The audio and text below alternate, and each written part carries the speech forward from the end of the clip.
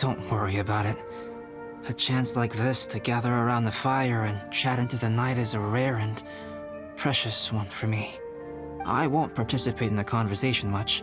It's just a habit of mine. But please know that I am enjoying the atmosphere all the same. Of course, I'm happy to continue chatting with you if you'd like. Even now, I don't believe I have fully grasped the nature of the threat that Dragonspine poses. But I will endeavor to keep you safe. That much you can trust in. Paimon's full. What a great meal! Albedo, you're too modest. These dishes are as good as anything you'd find in a top restaurant. Are all alchemists so good at cooking?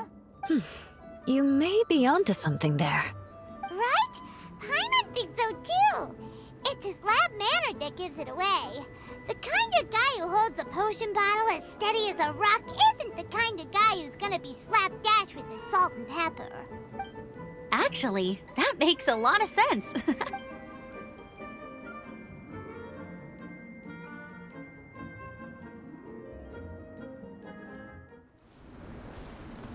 That was fast.